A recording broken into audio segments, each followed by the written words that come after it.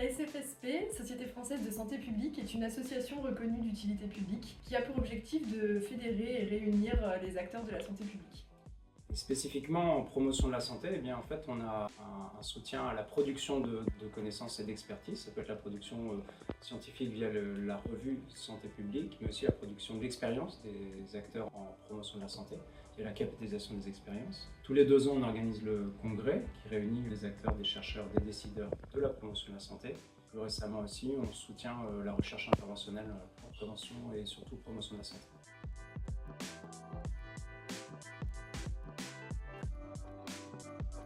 La Société française de santé publique n'intervient pas directement auprès des populations, mais par contre, elle soutient les réseaux et les associations qui, elles, interviennent auprès de ces publics-là. On a pu observer une reconnaissance de plus en plus importante de l'impact des déterminants sociaux et structurels de la santé, et l'importance aussi de réduire les inégalités sociales de santé, même si évidemment ces actions sont encore insuffisamment soutenues ou développées. Après, il y a tout un volet sur le transfert de connaissances qui vise à combler le fossé qu'il y a entre la production de connaissances de la littérature, de plein de sources diverses, mais qui finalement n'est pas trop utilisée dans la pratique. Donc voilà, tout le transfert de connaissances est quand même de plus en plus important et c'est tant mieux. Et puis plus récemment, on voit aussi l'arrivée de tout ce qui est des programmes validés, qui sont des progrès qui ont été validés scientifiquement et dont l'objectif est d'être ensuite déployés sur les territoires et dans les régions. Et ce qui est pas mal, c'est que ça permet de faciliter la montée en compétence des opérateurs, mais on voit que leur déploiement et leur mise en œuvre posent pas mal de questions et on a notamment travaillé sur un projet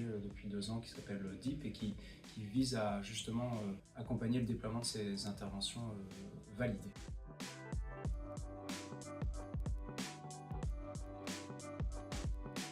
Agir sur les réglementations et puis aussi développer tout ce qui est en lien avec les politiques intersectorielles et appliquer le concept de santé dans toutes les politiques. C'est vrai que par exemple, nous on réaffirme que quand même la santé humaine elle est influencée aussi par des déterminants écologiques, liés à la préservation d'un environnement sain, naturel, et du coup il y a une interdépendance entre la santé humaine, santé animale et santé planétaire, conceptualisée par la notion de One Health, et en fait on trouve très intéressant que redéfinisse la question de la santé à l'aune de ces enjeux-là actuels de perte de la biodiversité, l'impact sur l'environnement et des changements climatiques qui sont